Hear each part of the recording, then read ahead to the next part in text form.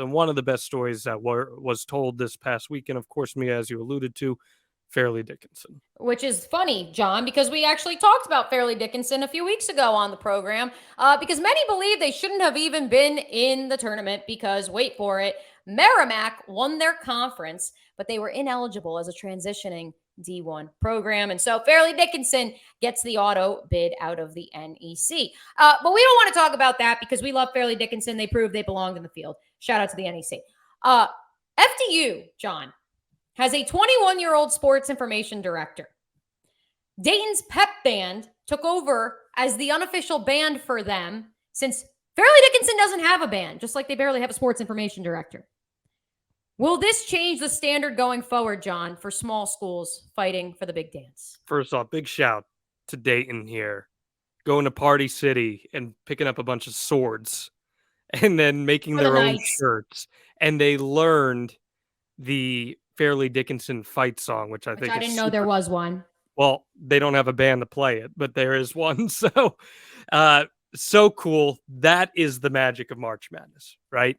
But it does highlight a discrepancy between the lowest of the lows and the highest of the highs in this tournament, right? You have the multi-bazillion dollar programs at the very top, and then you have the likes of Fairleigh Dickinson's out of the NEC that squeak in.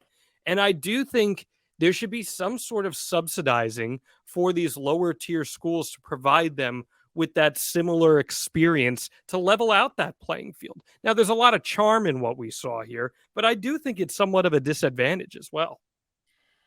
The bands thing for me, like, it's cool. I love the swords. That's great. But if you remember in Jacksonville back in 2019, for some reason, Yale's band couldn't make it. I think they were like on spring break or studying for midterms or something. And so the UNF band actually played for the Yale band. So that part for me, that wasn't that out of the ordinary. And Yale obviously has a pretty good chunk of change coming in. So that one for me was cute. And it was like, well, Fairleigh Dickinson like has nowhere near the enrollment that some of these other schools do. So that wasn't that surprising to me. I think it does appeal to the nostalgia and the charm we talked about earlier. The sports information director one, though, I do want to talk about because I do think we are already seeing the changing of the guard in that field. Well, sports info director, for those who don't know, is the PR for the sports department. Right. That may be a term that people aren't familiar with. Correct. We're already seeing that changing at the mid-major level. I can speak to the ASUN conference where, historically speaking, most of the SIDs who also sometimes go as athletic communications directors, most of them were older guys. And not only were they older guys, but I even saw in covering the University of Iowa extensively during my time there, while the SIDs were older guys, the media, the in-house media, I should say, the video department. The video department was a couple of old-timey dudes who didn't want to work in news anymore, and they had a pretty schwanky job where they'd travel with the team, and they would film highlights of the games and send them to the local news outlets from 2015 to 2018. Like that's what those guys' job consisted of.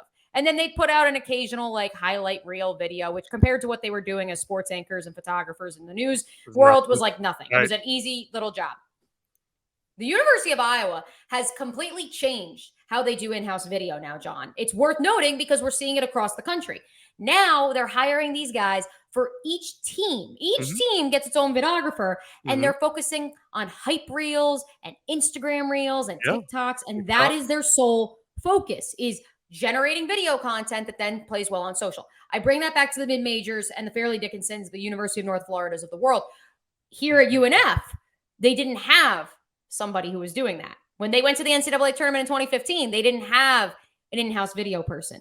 Now they have 3 full-time employees whose job, just like at the University of Iowa, is to create hype videos, Instagram reels, videos that go up on the Jumbotron, that sort of thing. And that's at a school that is a low major D1 in the ASUN conference. And so to that point, while I don't think Fairleigh Dickinson has the enrollment or budget that the University of North Florida does, I do think we are seeing where a lot of, I don't want to say the dinosaurs are getting pushed out because that's not really fair to the dinosaurs.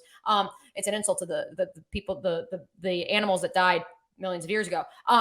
the fact of the matter is we are seeing younger blood coming in. And so I think this is a good thing that you have a kid. Yeah, who's a but it's junior. also a one-person department. And that's, Right, but I think it's going to change. I think now Fairleigh so. Dickinson is going to get so much money and publicity. I hope from making so. I hope NCAA tournament. But and you're going to see change. You saw with St. Peter's last year. Sure, but again, it brings the question, should there be some sort of subsidizing here for some of these schools to cover some of these costs to help bring them up to that level, which I think is a fair argument that you can make. A shout out to Jordan Sarnoff here, the sports info director, a graduate of the same Iron Eagle Bruce Beck program that you and I tipped our caps to. The OG to. program, too, not the new iterations either. Long back in the day.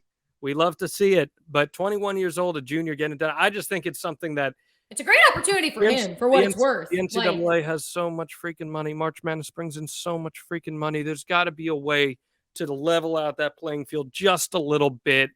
Does that maybe take away some of the charm and some of the story? I don't know, maybe. But at the same time, I think it's important to provide a fair experience across the board for all the teams that are involved. But I want to continue with this particular game because for as great as this Florida Atlantic Fairleigh Dickinson game was, one that Florida Atlantic did win by the skin of its teeth, 78-70. Really, really unfortunate ending.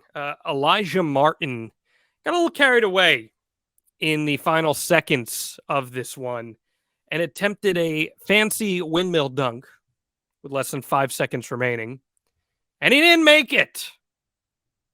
Listen, I'm seeing this on the surface level, Mia, and I'm saying this is an all-time Bush League move as far as I see it. I get it. He's a college kid, but you have to understand the moment. What say you? For argument's sake, I will say this. Florida Atlantic had just punched its ticket to its first ever Sweet 16. Very exciting. So in a vacuum, it's cool. However, FDU, but he missed it. They just called off the dogs. Yeah. They had just called off the dogs. It was karma. It was karma for trying to showboat. And so that's why what's unfortunate is that regardless of who won this game, we should have been cheering because it's still going to be quote unquote Cinderella. It's a 9-seed FAU. I don't care that they were top 30 in the net and the RPI and KenPom throughout most of the year. The fact of the matter is that FAU, like Florida Atlantic should not be in the Sweet 16 in basketball. Right. There were tons of people locally here being like, how does like Jacksonville University went to a Final Four in 1976? We're, historically a basketball city. FAU? And I'm like, guess what? They invested the money. They hired a former Florida assistant and they got dogs. And that's what's upsetting for me is now that kind of stains this FAU run. And everyone's like, the bullies on the block. They already were trash talking FDU in the pregame. Like, whatever. Like, okay. They're ready to go home. It's like, what? Like, why are you Yeah, I don't understand that. I was hoping that karma would come back around. What sucks, too, is John L. Davis, did something no other player in NCAA tournament history has done, dropping 25, 10, 5, 5. And he's a dog. He's been a great guard. That was part of why I picked FAU to beat Memphis, which a lot of people were picking Memphis, obviously, after their AAC title. But they're veteran guard play, dudes that can pour it in, and that's what you saw on display. But now we can't even talk about that. Although they are playing Tennessee. And so I guess that's the only saving grace is that people don't want to root for Tennessee because Tennessee. So, maybe that'll save them. I think it ruined the theatrics of the moment because you were getting a standing ovation for both programs at the end of that game. You're giving FAU the kudos for moving on, and you're thanking FDU for 2 amazing outings in this tournament, and you get this happen at the end. And those were thunderous boos. The boos were real. Yeah. And they were playing that game in what? In Albany? That was Albany. So, listen, I understand there were probably at that point in time. That might have been Columbus. Oh, you're in Columbus. They were in Columbus. So, yeah, all the more reason. At first, I thought they were in Albany, but they were in Columbus. If they were in Albany, you would have more FDU fans there. Yeah. No, this was just a fantastic game that was ruined by this moment. I do think it stained the game. I really do believe that. You got to be smarter than that. And guess what? If you're going to do something like that, you got to make it. You got to make it. Like, what are you doing? You say dog, you got the dog. This guy's going to be dogged for this for years to come. That's how people are going to remember Elijah Martin's game, which is not fair because he's a good player. Right. And it was a good win. It was a good win. And it was a good win that's ruined. And thankfully, coaches took accountability. Like, that's the the right way to do it. Obviously, this was not the discretion of the coaching staff. This was a player discretion. If you want to see all our videos about real news stories that are funny, stupid, or weird, click the subscribe button below. Otherwise, we'll start posting spoilers about your favorite new movies.